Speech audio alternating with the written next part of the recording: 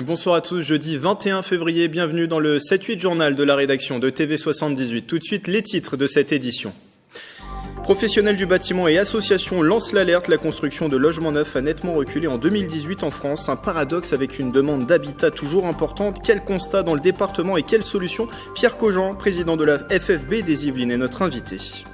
Vous avez déjà sûrement vu cette mention sous les panneaux d'entrée des communes. Le label Villes et Villages Fleuris a 60 ans. Il distingue les collectivités qui promeuvent le fleurissement et la présence d'espaces verts. Cette semaine à plaisir, les prix du concours pour l'année 2018 ont été remis.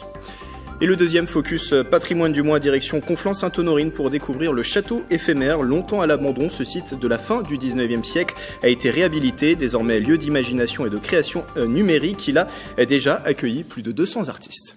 Et puis autre invité dans ce journal, nous prendrons connaissance du programme en cette veille des vacances d'hiver, le programme du centre Alfred de Vigny à Voisins-le-Bretonneux. C'est à la fin de ce journal.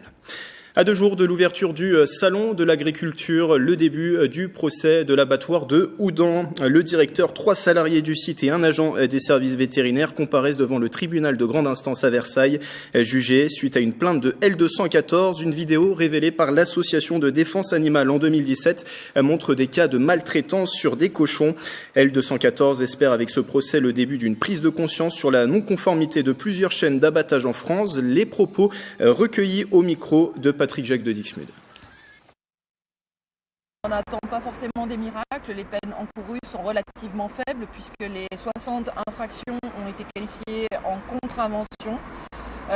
Néanmoins, c'est peut-être quand même un pas vers la fin des abattoirs comme étant des zones de non-droit. Et donc c'est important que ce procès se tienne. L'affaire n'a pas été classée sans suite, elle a été jugée digne de passer devant un juge.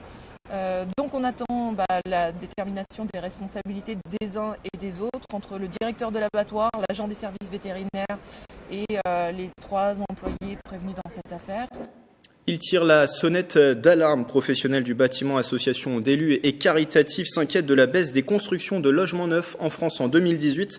Moins 7,6% de permis de construire accordés en moins 7% de mise en construction. Des données paradoxales quand on sait les besoins accrus en logement et ce chiffre, 4 millions de personnes qui sont mal logées en France. Bonsoir Pierre Cogent. Bonsoir. Vous êtes le président de la Fédération française du bâtiment des Yvelines. Alors ce cri d'alerte a été fait notamment par votre fédération au niveau national. Est-ce que la situation est préoccupante aussi dans les Yvelines?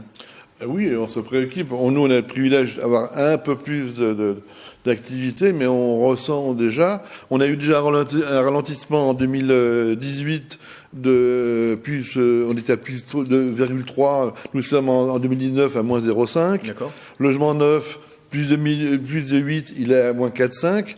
Et on ressent, avec les permis de construire qui ont beaucoup diminué, tout de suite non, et sur le deuxième semestre 2019, on va ressentir la baisse. C'est-à-dire que l'effet est encore peut-être pas aussi fort dans les Yvelines, mais il va se ressentir sur l'année 2019. Il va se ressentir énormément. Et on commence déjà à le ressentir sur les grosses structures les permis de construire, on bâtit après et il n'y a pas de permis qui sort, donc pas de permis, pas de travail. Et quel est l'état d'esprit des professionnels du bâtiment dans les Yvelines? Est-ce qu'ils vous ont fait part de leurs inquiétudes? Oui, parce qu'on fait des réunions. On a eu notre grand débat qui a démarré, donc on a voulu y participer. Nous avons déjà fait 2 réunions, donc on veut y participer. On veut que ça s'améliore, parce que on est depuis en plus 3 mois dans l'attente. On ne sait pas ce qui va se passer, et on a aussi les gens sont assez frileux.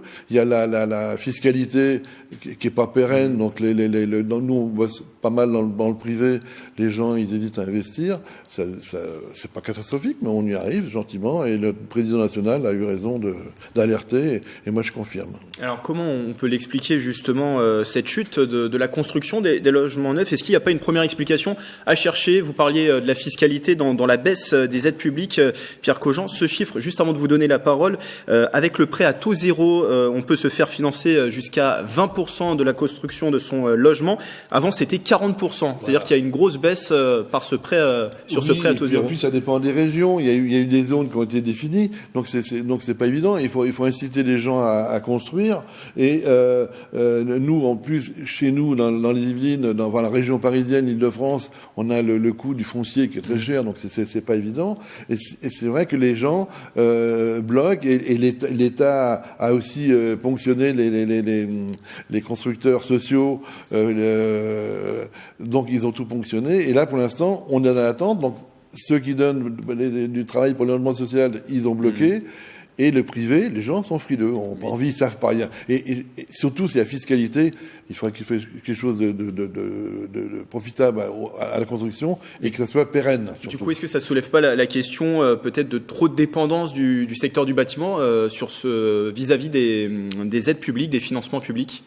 Oui, le bâtiment, il est dépendant. Les aides publiques, alors, il en faut, mais ça n'a pas toujours été bien réparti. Et les gens ne savent pas, parce que quand on construit, on investit sur de longues années. Et je pense qu'il faut donner envie aux gens de construire, donnons-nous l'envie d'avoir envie, et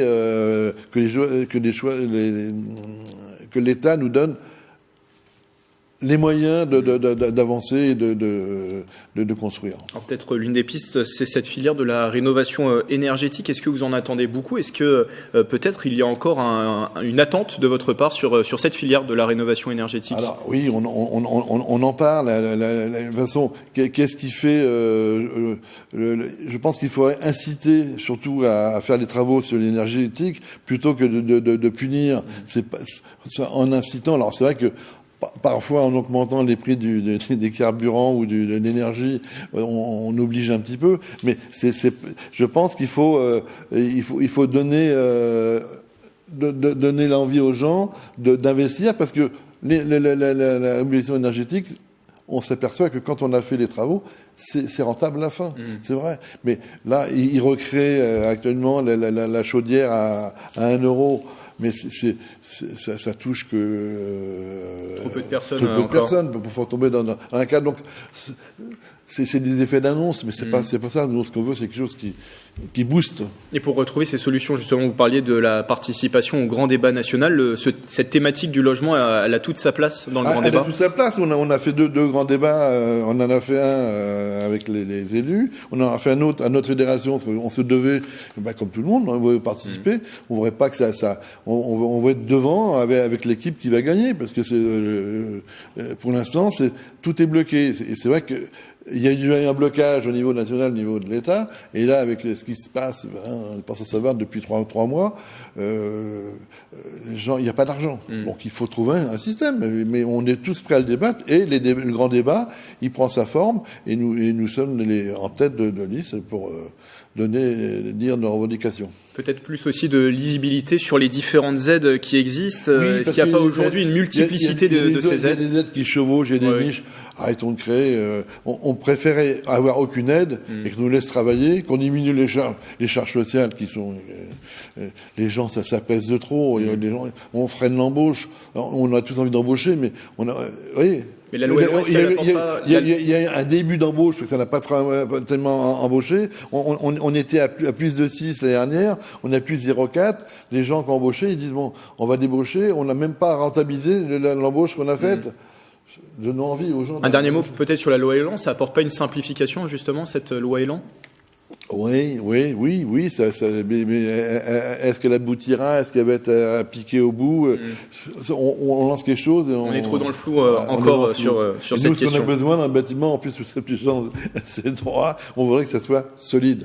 Eh bien, ce sera le mot de la fin. Merci Pierre Cogent, président de la Fédération française du bâtiment des Yvelines. On peut retrouver bien sûr toute l'actualité de votre fédération sur son site internet. Déplacement ministériel ce matin dans les Yvelines. Jean-Michel Blanquer, ministre de l'Éducation nationale, et son homologue à la transition écologique et solidaire, François de Rugy, étaient à Conflans-Sainte-Honorine au collège des Autrets. Ils sont venus lancer Cube, un concours d'économie d'énergie entre établissements scolaires. L'objectif notamment mobiliser les élèves sur la question et sensibiliser aux bons usages pour optimiser la consommation. Le grand débat dont on parlait il y a un instant a animé les habitants de Guyancourt et de Montigny-le-Bretonneux. Les deux communes ont organisé une réunion commune. Ça se passait à l'université Versailles-Saint-Quentin ce mercredi. Les participants ont pu parfois faire quelques propositions contradictoires. Les précisions avec ce sujet de Nicolas Dandry. Un amphithéâtre universitaire, lieu du savoir pour débattre de l'avenir du pays. Voilà le cadre du grand débat national commun à Montigny-le-Bretonneux et Guyancourt. Environ 300 participants avec notamment des propositions différentes autour des finances et des services publics. Sur la dépense publique, il faut la réduire parce qu'aujourd'hui elle s'élève à peu près 57% du PIB et c'est anormalement élevé. Déjà dégeler le point d'indice, ça pourrait être une bonne chose. Les fonctionnaires travaillent dans des conditions, effectivement sur le terrain ça devient très, très compliqué, mais par ailleurs dans leur vie personnelle aussi ça devient extrêmement compliqué. Les 4 thématiques ont animé le débat avec la participation de quelques jeunes impliqués notamment sur les questions de transition écologique. Je suis là parce que je pense que c'est intéressant de s'intéresser à l'actualité politique et qu'on ne peut pas se plaindre d'un côté de ne pas être entendu par les élites et ne pas venir là, donc je viens pour ça. On fait partie d'une communauté, de la cité, on a besoin de montrer qu'on est là, les jeunes. Bon, c'est vrai qu'on est censé être beaucoup d'étudiants ce soir, on voit beaucoup de personnes entre guillemets âgées, mais voilà. Pour faciliter l'organisation de cet événement, les villes de Montigny-le-Bretonneux et Guyancourt ont œuvré en commun. L'UVSQ a demandé à Alexis Constantin, professeur de droit, d'orchestrer les échanges. C'est d'animer ce débat, d'essayer de faire émerger les arguments de chacun, les idées, les questions, les sentiments, mais le tout avec calme, sérénité, comme il se doit dans un débat au sein d'une démocratie. Il y a des questions qui ont été posées, il y a des réflexions, il y a des suggestions d'organisation, de réduction de dépenses et tout. Depuis 3 mois, il y a quand même énormément de manifestations qui se sont passées et les gens avaient besoin de s'exprimer, aussi de pouvoir effectivement dire ce qu'ils avaient sur le cœur, ce qu'ils souhaitaient comme modification, des propositions aussi, parce que ce soir, par exemple, il y a eu énormément de propositions.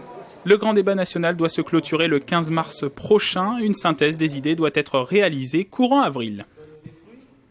Les prix Villes et Villages Fleuris ont été remis cette semaine à Plaisir. En 2018, 63 communes yvelinoises se sont vues décerner de 1 à 4 fleurs. Cette année, ce label a une saveur particulière puisqu'il fête ses 60 ans. Le reportage d'Aurélie Ronze.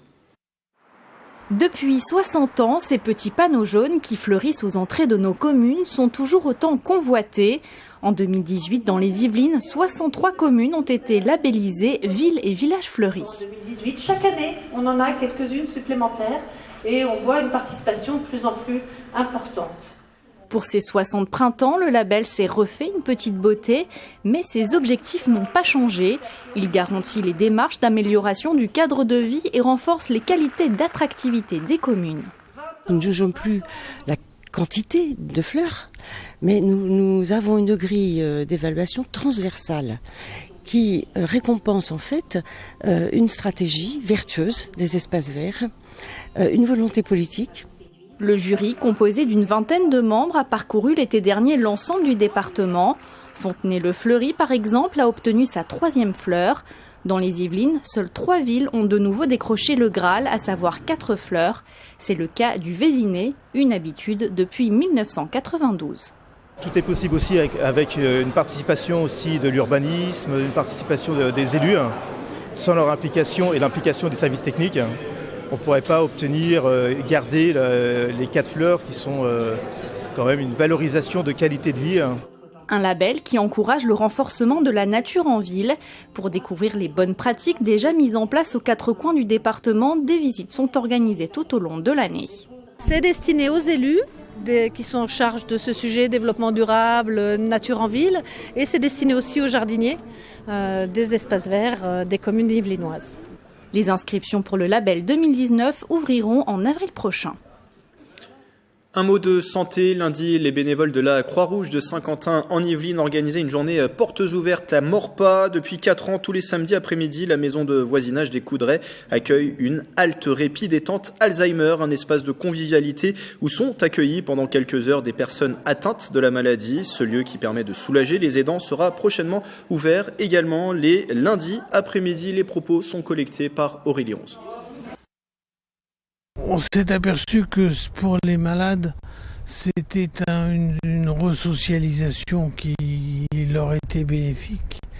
En plus du fait que ça libère les dents pendant quelques heures, nous les occupons en fonction de leurs affinités ou de ce qui les intéresse.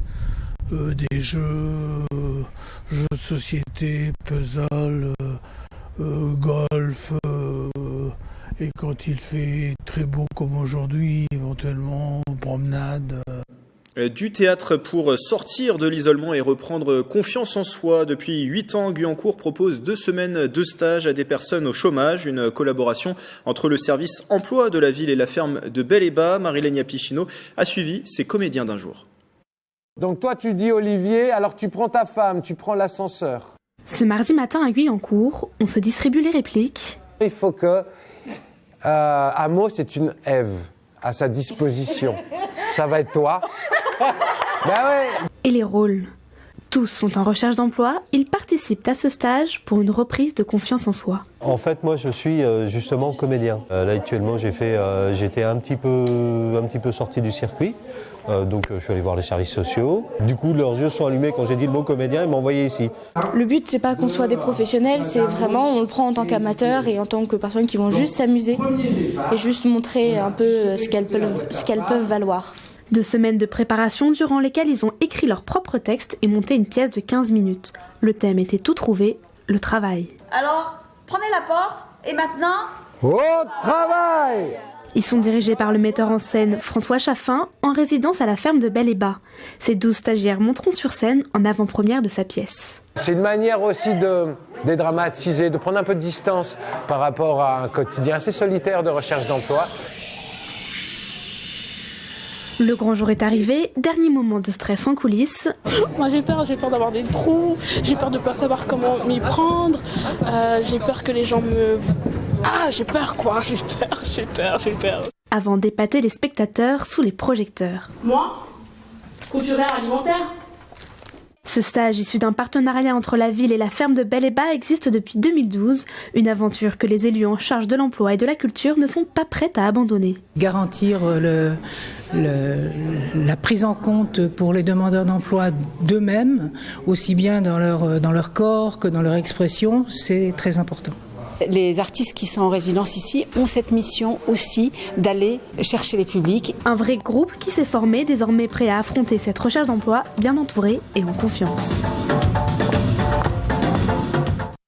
L'information était presque actée depuis quelques mois. Elle a été officialisée hier. Coignères sort du projet de piscine intercommunale avec les villes voisines d'Elancourt et de Maurepas. Une décision prise hier, mercredi, lors du conseil municipal de Coignères. La commune louera tout de même des lignes d'eau pour ses écoliers. Cette piscine doit ouvrir à l'été 2019 sur le territoire de Maurepas. Et du haras à la création numérique, le château Vanderbilt connaît une nouvelle vie à Conflans-Sainte-Honorine. Longtemps abandonné, le site a été réhabilité par l'association Usine Éphémère en lieu d'imagination artistique. Depuis, plus de 200 artistes ont été accueillis par la structure. Et découverte de ce château éphémère avec Mélanie Poquet. Le château Vanderbilt est à Carrière-sous-Poissy depuis 1885. 2000 mètres carrés de bâtiments. William Kissam Vanderbilt, un homme d'affaires et éleveur de chevaux américain, achète la propriété en 1906 pour sa proximité avec Paris et la Normandie. Un manoir légèrement surélevé pour voir l'hippodrome aujourd'hui disparu. Il a bâti, son empire équestre ici et fait donc de l'élevage de chevaux sa spécialité pendant un peu plus d'une quinzaine d'années. Voilà, donc des riches propriétaires se sont succédés. Et à la sortie de la Deuxième Guerre mondiale, il y a eu un premier abandon de ce lieu. Puis les sablières modernes, en fait, qui ici exploitent le sable, les granulats, en ont fait leur siège social. Voilà. Ils ont aussi exploité les terres attenantes au château. Le site connaît un nouvel abandon dans les années 90. Squatté puis racheté par la collectivité, le site a connu une réhabilitation par les usines éphémères qui récupèrent des lieux en déshérence depuis 1987. Dans cette pièce dans laquelle nous sommes, donc l'atrium a été plutôt bien préservé. Les boiseries sont d'origine. Il y a quelques graffitis. Bon, voilà, ça a été retravaillé, repeint, poncé, etc. Et il y a eu, en fait, c'était assez rapide. Il y a eu 1 an et demi de travaux. Donc c'est vraiment rapide. Et 1,2 million, je crois, de budget pour 2000 m². Si on ramène ça au prix du mètre carré, c'est pas énorme, en fait. Le château Vanderbilt devient le château éphémère géré par Vanderlab, fabrique sonore et numérique en novembre 2014. Un lieu de création artistique avec 3 studios, 2 de répétition et 1 d'enregistrement. On met à disposition un atelier de travail, on met à disposition des outils, donc ça peut être des systèmes de sonorisation, des lumières, des vidéoprojecteurs. Évidemment, notre soutien humain, puisque voilà, il y a une équipe au château, on est 6 personnes, et de cette équipe, à un moment donné, on connecte l'artiste soit à la vie de la cité, soit évidemment à d'autres acteurs culturels, donc d'autres lieux, des endroits d'exposition, de démonstration, voilà, tout un réseau professionnel qu'on peut aussi mettre en connexion avec nos artistes résidents. Lieu de la bidouille, de la réflexion, le Fab Lab voit naître de nombreuses créations. Établies, machines à coudre et imprimantes 3D permettent de faire naître les inspirations artistiques. On fabrique des objets, donc on peut réaliser ses rêves d'une certaine manière. Voilà, donc on va prototyper certains objets. On rend accessible du coup des machines-outils ou des outils numériques au grand public. Voilà, on est dans une démarche de vulgarisation de cette culture scientifique et de toutes ces démarches.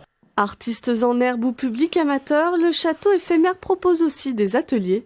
Le 9 mars prochain, les familles pourront créer des têtes d'animaux en volume. Avant de refermer ce journal, les plus jeunes seront ravis. Demain débutent les vacances d'hiver, 2 semaines de congé pour se reposer, mais aussi pour faire des activités. Le centre Alfred de Vigny à Voisins, le Bretonneux, propose plein d'animations pendant ces vacances. Pour en parler, Aurélie Ernaud, bonsoir. Bonsoir. Vous êtes la coordinatrice de ce lieu. Alors c'est une période toujours animée pour le centre Alfred de Vigny, cette période des vacances ? Oui, bien sûr. Toutes les vacances scolaires, on prépare et on met en place des stages culturels et artistiques. Donc toujours plusieurs activités qui sont proposées. On va faire d'ailleurs le point sur l'essentiel des activités pendant ces vacances d'hiver. Alors notamment seront proposés par ce centre Alfred de Vigny des cours de poterie la première semaine et de dessin la deuxième. Et ça, c'est en lien avec un projet que vous avez développé avec la commune de Voisins-le-Bretonneux ? Tout à fait, oui. Puisque toutes les créations que les jeunes sortiront de ces ateliers-là pendant ces stages seront exposées à Decauville lors du salon Imagine qui met en avant la créativité des moins de 18 ans. Et c'est des stages animés par des professionnels de la poterie, du dessin ? Des artistes qui font des stages déjà à l'année au centre Alfred de Vigny. Et donc ce cours de poterie et de dessin qui sont malheureusement déjà complets, mais on va proposer d'autres activités tout de suite. Alors à partir du lundi 25 février jusqu'au mercredi 27 février, il y a un atelier d'aiguille. Qu'est-ce qu'on va faire concrètement pendant cet atelier ? C'est un atelier qui réunit plusieurs générations. Donc ça mêle des adolescentes qui ont déjà du niveau, qui décident d'apprendre à travailler la couture avec des personnes qui maîtrisent un peu plus le sujet. Donc c'est l'apprentissage de la machine à coudre, plus le choix des tissus, les différents points de croche, etc. Donc l'idée de favoriser les liens entre les plus jeunes, les plus âgés sur ce genre d'activité. Oui. Il y a un spectacle également à voir en famille, ça sera toujours dans la première semaine, le jeudi 28 février, Coriolis et Détritus, un spectacle qui aborde le thème de la pollution marine, c'est ça ? C'est plus globalement le développement durable. Donc c'est un spectacle de la compagnie Compa Austral, une compagnie parisienne. Donc c'est un théâtre familial qui est adapté pour tous les âges, pour qu'il y ait vraiment une prise de conscience ludique sur le développement durable. Et donc ça c'est le jeudi 28 février, ce spectacle Coriolis et Détritus à 17h. Il faut bien préciser l'horaire, mais vous, de toute façon, on peut retrouver toutes les informations sur le site internet chez alfred.info. Alors ça fait moins rêver, mais les vacances c'est aussi fait pour réviser. N'oublions pas que les troisièmes ont le brevet à la fin de l'année et les premières et terminales le baccalauréat. Alors le centre Alfred de Vigny proposera des stages Eureka, c'est des stages de soutien scolaire pendant ces vacances. Tout à fait. Donc il reste des places disponibles pour les semaines, la deuxième semaine des vacances, donc du 4 au 8 mars. On a des cours d'anglais, de physique, de français, de mathématiques pour tous les niveaux, pour terminale, collège, seconde, première, avec des professeurs qui sont diplômés et qui travaillent déjà dans les collèges et dans les lycées de la région, donc qui connaissent le programme et qui sont là pour s'adapter aux besoins des élèves, pour les remettre à niveau et les encourager pour leur diplôme. Donc on pourra potasser tous ces cours. Vous l'avez dit, c'est ouvert aux collégiens et aux lycéens, ces stages ? Tout à fait, oui. Et pour terminer cet entretien, on a présenté l'essentiel. En quelques mots, qu'y aura-t-il d'autre au Centre Alfred de Vigny pendant ces vacances ? Alors, il y aura aussi des stages d'informatique, donc Scratch et Timio, donc 2 stages bien distincts. L'un pour apprendre les bases de la programmation informatique pour programmer un robot, et l'autre pour animer, pour les rudiments du dessin animé, pour animer des personnages. Donc c'est aussi au centre avec quelqu'un qui est passionné par la programmation informatique pour les plus jeunes. Une question pratique pour participer à tous ces ateliers, il faut s'inscrire, j'imagine ? Oui, tout à fait. Vous pouvez vous préinscrire via le site internet. Et puis le centre est ouvert du lundi au samedi de 9h à midi, de 14h à 18h pour finaliser ces inscriptions. Donc l'inscription, préinscription sur internet, et on retrouve bien sûr l'ensemble du programme pour ces vacances de février sur ce site chez alfred.info. Merci Aurélie Ernaud d'être passée sur ce plateau, coordinatrice du centre Alfred de Vigny à Voisins-le-Bretonneux.